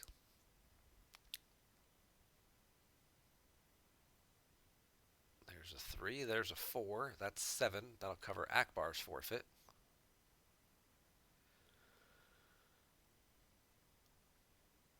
And there's a 5, so Crix will be lost as well. 3, 4, 5. Lightside's going to play Mandalorian Mishap, the card we just talked about. During a battle, if opponent just drew more than 2 battle destiny, cancel one of those destiny draws. So, your choice. So, canceling the 5 would be great in this situation. Takes 5 power away and prevents somebody from other than Akbar from having to be lost. Actually, correction, prevents someone from other than Crix from being lost because he's forfeit plus 1 from Guts because he's ability 3. Crix actually forfeits for 7. So this is actually going to be pretty great for that. This is a great card, by the way. Card that is not often utilized, but when it is, it has a lot of good functions to it. It gets you Sabine under attack or a blaster, cancels the extra destiny, or, cancel the game text of Jodo or any Fett for a remainder of turn. What's that? You're relying on a battle destiny because it's just Django against Jedi Luke, and you're like, oh, I happen to have this Mandalorian mishap. I'll cancel Jodo's game text. Now you don't get battle destiny. Doesn't even have to be at a site. So, they're piloting a ship and you want to just take their extra power away. A lot of functionality. This is a good versatile interrupt that hits a number of key kind of targets that all fit within the theme pretty well.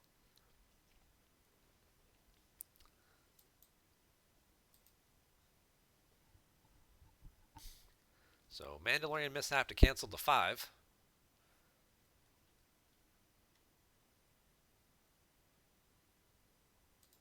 Did he play it twice?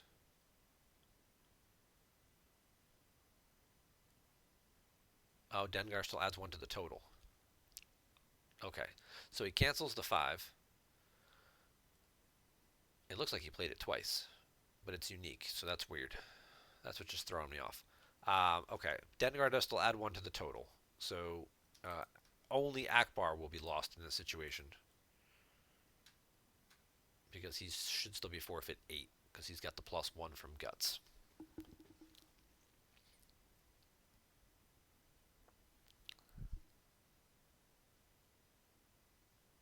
And Lightside draws a 4, which will get rid of Forlom.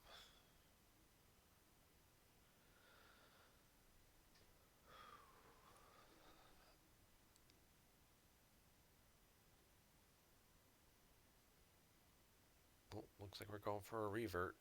Hopefully it doesn't break. It did not. So we drew Destiny.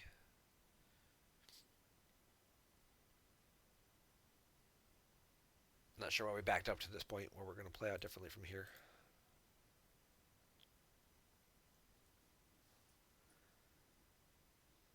I do want to thank you guys for sticking around. I know I'm running a little longer than I usually do tonight because, well, we talked about a lot of stuff in the beginning on the show, all the upcoming events, all the fun things that are going on.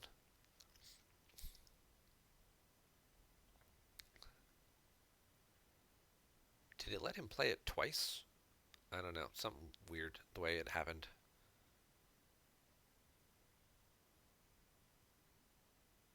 He still loses Forlom. He still loses Akbar.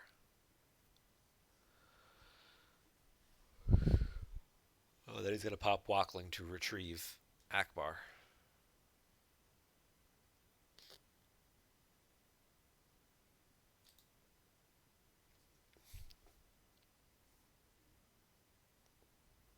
Hunter show deserves at least 100 minutes. Well, we're coming up on that, and that's here we go.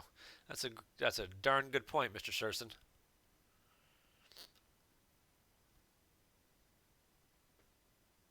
All right, so now he's going to play the leadership from hand to get Akbar back out.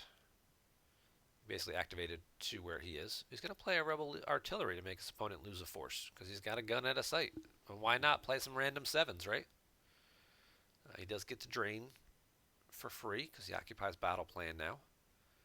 So that'll be a drain of 1. Here comes Akbar back. Now, does Akbar have any friends? There's a Jedi Luke. That's not a friend for Akbar, but it certainly could be a friend for Mara Jade. Paying 8 for Jedi Luke. Chris Kelly, what do you think about that?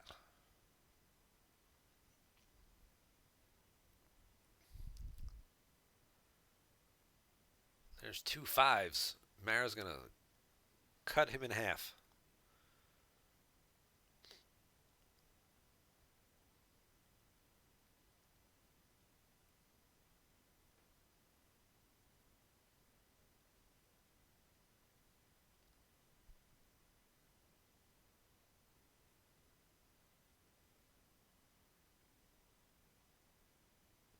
Both sides draw 4s, so no battle damage. Everybody's just going to clear. And once again, the audience chamber is empty. Now, I'd say you're at disadvantage because you just gave Joker King free access to where 554 is in his deck, but he only activates 10 force, and those are 17 cards down, so you don't have to worry too much about home 1 getting battled here and, 10 or 14 getting drawn for Battle Destiny and clearing a big chunk of stuff out. No, he's just going to shuffle it, though, and shuffle it around, and it was a big pile of red cards, so it may not make much of a difference. Oh, we're going ground. There's a Boba Fett bounty hunter. There is a Velkin Tazeri to a pit. Reese, I'm going to guess, is going to go down with Boba. Yep. So now you got enough ability plus bounty hunter to draw extra destinies. Watch out for that Mandalorian mishap, though, canceling Fett's game text. There's Darrow. No droid in the old reserve deck. Is going to try the hidden weapons on Solo. And it's going to get canceled by Hear Me Baby.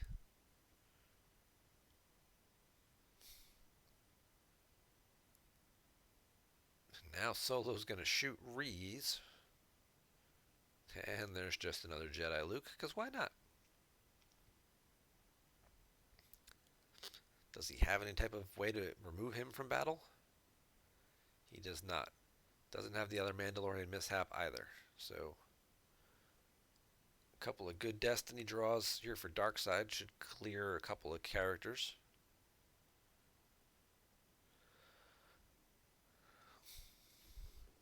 Han forfeits for 9, though, so that's a nice benefit.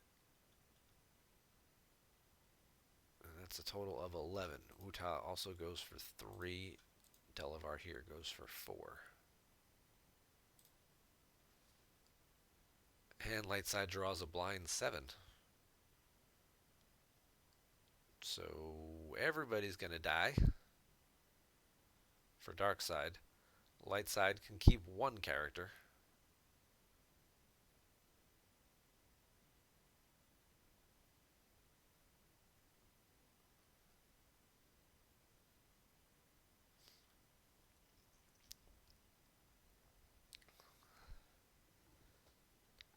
now that Han's gone, aim high is going to hit the table because Darkseid can retrieve again. And they will initiate battle and spend 2 force to retrieve finally.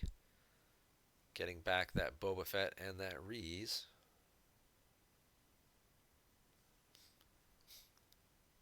Yeah, neither side is doing what you typically see them do. Court not holding the audience chamber at all. Light side hasn't even attempted to go to the bunker yet. These guys are just, you know, rock'em sock'em robots just slamming people into each other. All right. A couple of lower destiny draws this time around for Joker King. He's only going to get to a total of 5. Guri's there, so that stops the second destiny draw.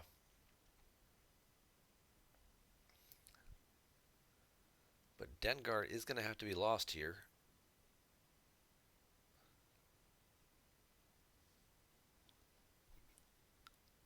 So now Lightside will get its immunity back. It's not the best spot to be for Darkseid in space right now. Not really a great spot for either of them to be because they're both kind of sitting exposed a little bit. Hey, there's a big pile of 5 and higher destiny draws in there. They were all 5s and higher. The only character in there was Luke. Wicket. Whoa, Nelly. What does Wicket do? He's wicked good. That's what he does. He's wicked good. So Wicket, while in battle, target one opponent's character present. Draw destiny. They're excluded from the battle if their destiny is greater than their ability. Would have been helpful for the last couple of turns. With all those piles of 4s, 5s, and 6s, it's like I'll battle with Boba Fett, and you're like, I'll draw a 4 and exclude him from the battle. And it's like, and then it's just Reese by himself. Oh, this wasn't a good idea. Yeah. He's pretty good. So, just Wicket going to go out down there. And then we're going to get a battle in space. It's 12 to 11. Lightside obviously knows they're drawing at least a 5. That's going to get rid of more than Darrow.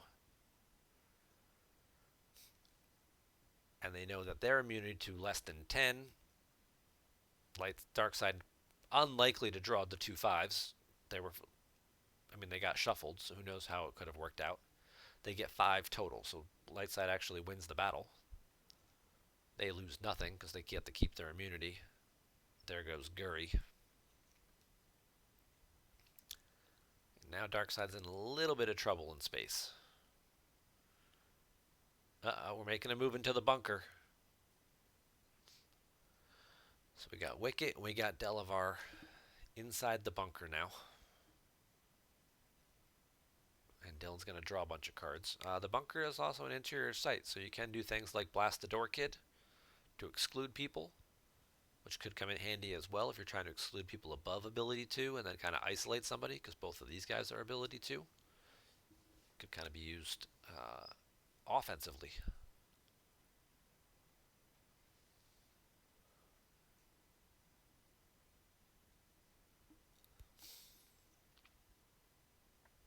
Okay, Probot's going to go try and attack the bunker. He's going to get barriered.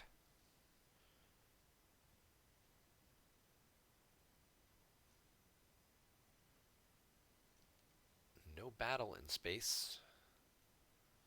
No. Looks like we're just going to run away. They're both hyperspeed 5. They can make it from Endor to Nal Hutta.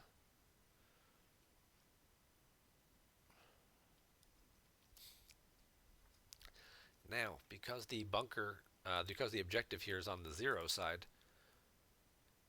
opponent loses no more than 1 force to each force drain at Endor locations.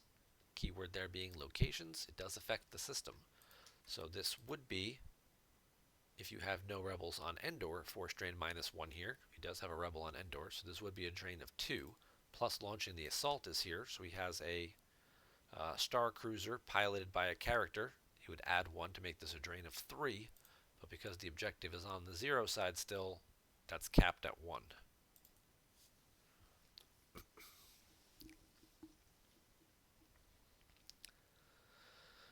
And there is the aforementioned Senate Shield.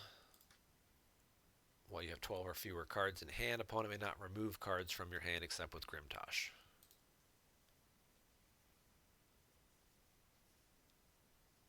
He's going to activate 3 force. He's going to play throw me another charge. We did see a couple of lower destiny cards there. He's going to pay that 3 to Rebel Leadership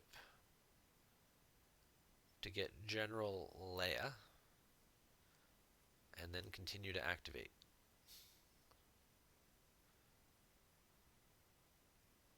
So just to drain a 1. You see in the GEMP chat here it says drains for 3 with force loss limited to 1. That's because of the restriction from the objective. There's General Leia going after Velkin over there at the pit. Now we've got Insurrection to boost some people's forfeit. A little late, but there's our charge.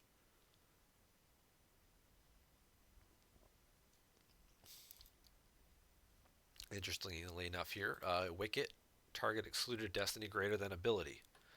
Wicket basically auto-excludes any droid, right? Unless you draw a sight, which is not going to happen at this point in the game because it's at the bottom of his lost pile.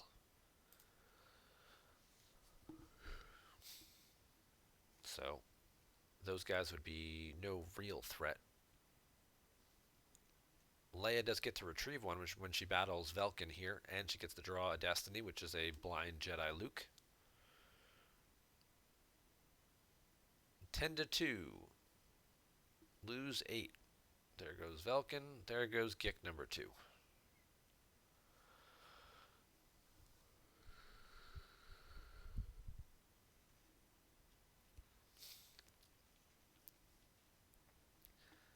And now you're in a situation where you're going to leave that nice 6 sitting on top in case you should need it for a battle destiny or something. Throws away another leadership from hand. Darkseid not activating a lot of force this game. Only the 1 docking bay. They didn't have a second docking bay. Didn't get the passenger deck out early. Ended up losing it when they drew it for Destiny. Now we got a force push. We got a P-59.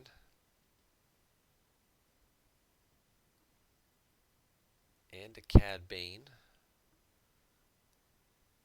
And a Zam Wessel. Nuclear Vessel. Gonna go beat up on Leia. 13-4. Leia does forfeit for 8, so basically it's 13-12. But you know, there's always, and we know they're drawing a 6 on top, right? Takes a shot at Leia, but misses. Had a decent chance. I think there was at least a 5 or 2 in there. We know Lightside's drawing a 6. That's going to get rid of Zam. Darkseid does draw one of the 5s, so that will be enough to get rid of Leia. But not going to cause any overflow.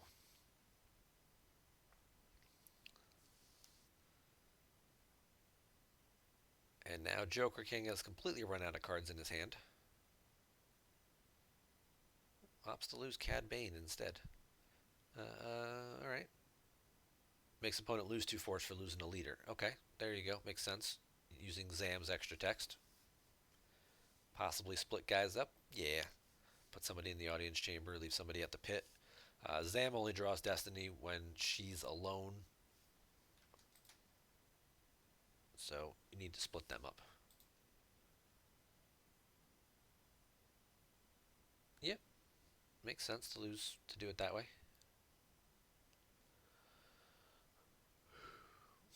Uh-oh.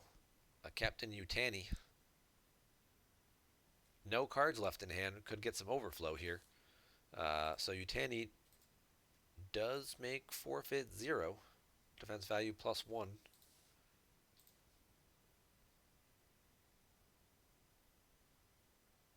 This could hurt. Yep. There's a 6 for Weapon Destiny. So Probot is now hit and forfeit 0. And this should be that Jedi Luke again for Battle Destiny.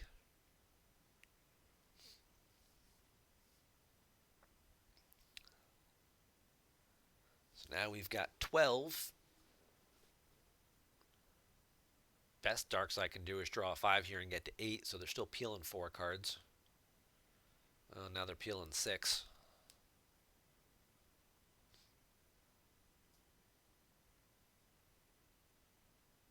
With no cards in hand,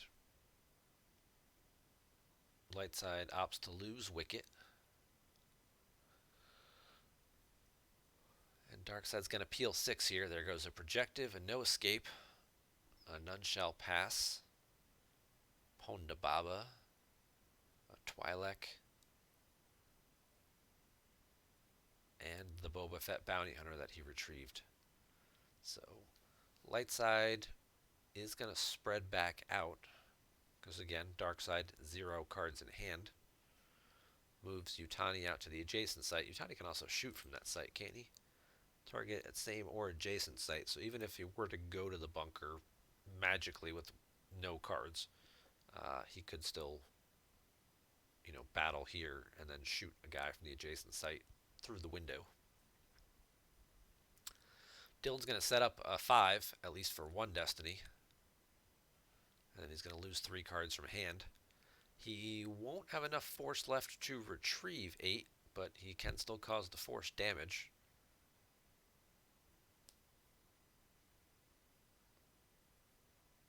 Also the benefit of moving, not everybody dies when he blows up the bunker.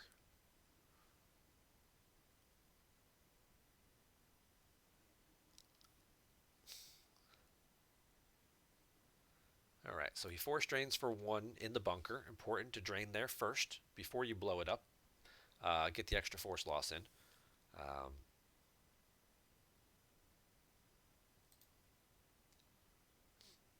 Now we're going to attempt to blow it away. So what did we need to do? Draw 2 destiny, add 3 for each charge. Total destiny has to be greater than 12. So he's got 1 charge there, so basically needs a 10 between the 2 destiny that he has. And if you track this around right, this is probably like 6-5. Oh. Well, we know the bottom card's the Mandalorian Mishap he put back. That's going to get him 9, 12. If he has a throw me another charge in hand, he can add 1 to his total. He does not, so he will miss. So now he will have to be content to just drain for 1 and 1.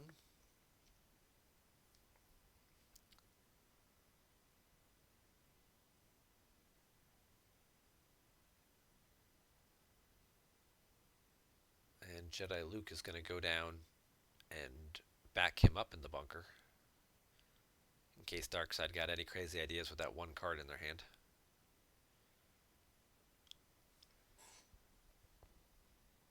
This could be a game-winning bunker blow up at this point. The 8 force loss could be all the cards he's got left.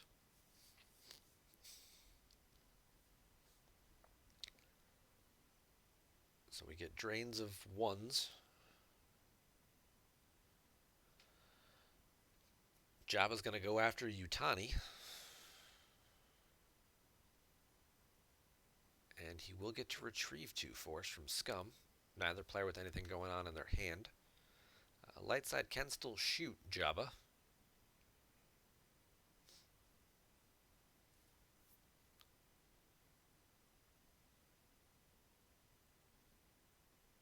Okay. Well, now he knows he's got a 7 on the bottom. That may have actually helped him blow up the bunker.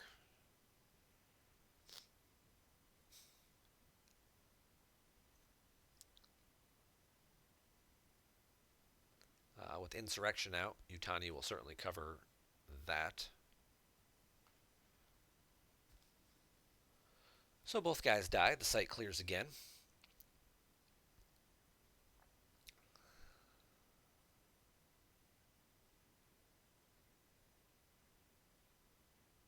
So now we're in a spot where the best case scenario for light side is they can activate 3, drain for 1 here, blow up the bunker, causing 8 force loss, and then spend that 3 force, because they won't occupy for battle plan anymore, to then drain at the system for 3. So what's that, 12 total force loss, and Joker King has exactly 12 cards left?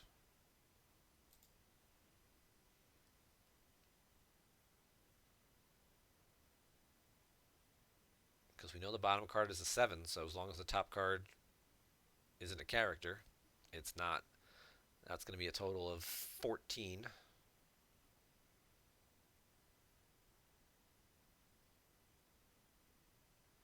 Yeah, That battle with the Jabba unfortunately moved the card.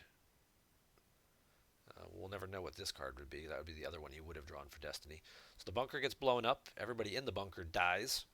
Light side has to lose. I'm sorry, dark side has to lose 8 force from anywhere.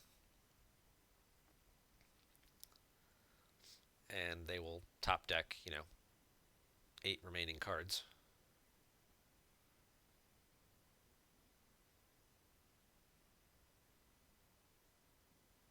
That takes them down to 2. The bunker gets blown up. Those cards go to the lost pile. The objective flips. It would be 8 force retrieval, but that's not capable. Doesn't have the force to pay for it. Plus Coward is also out. And then he spends his 3 remaining force to drain for 3 and finish it out. And oh, it's only a drain of 2 now. Oh, it's only a drain of 2 because there's no longer any rebels on Endor. All these little game texts.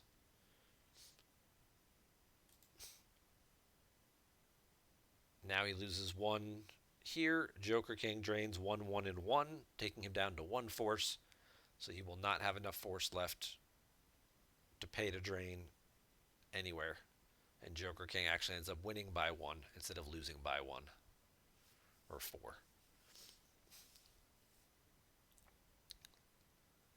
He would have needed 1 more force to shuttle Akbar down or something.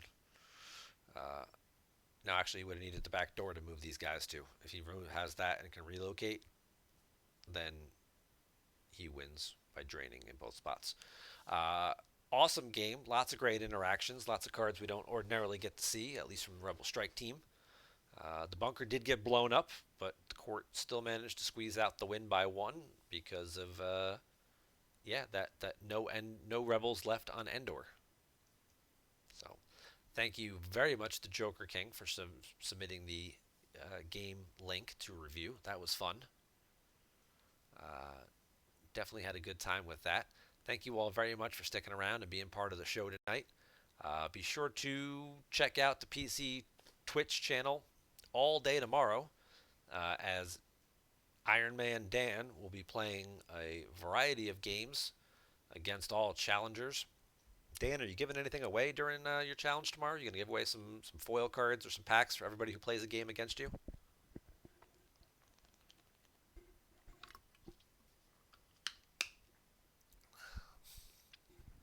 Tune in to find out. Okay, well, I guess you got to tune in to find out what Dan's giving away. And then he'll be back Wednesday night on Hollow Theater on Cinco de Mayo, also known as Revenge of the Sith, Revenge of the Fifth. His guest would have been the person who won the NPC, but since Joe won and he'll be on a plane coming back from Mexico, that's going to have to wait a week. So we'll see who his guest is instead. Do you have the runner-up? Is that who you're interviewing? You can interview Jared about the NPC on Wednesday?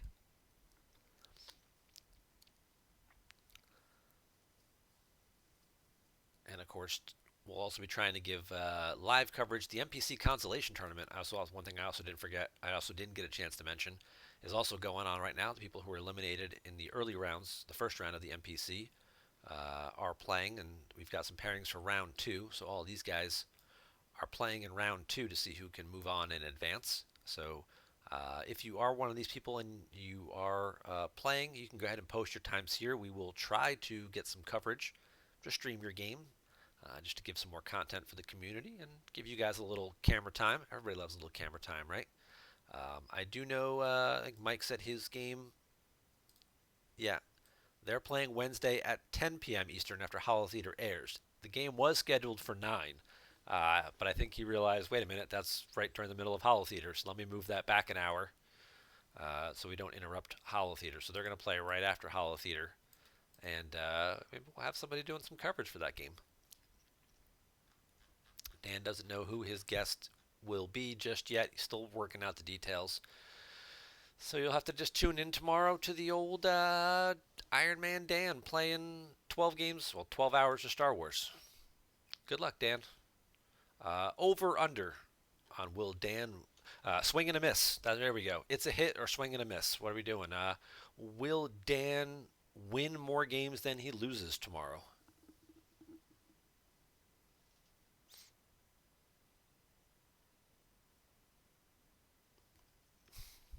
don't know. I'm sure he'll have fun either way, though. But thank you guys very much for being here for episode number 100. We ran over our 100 minutes.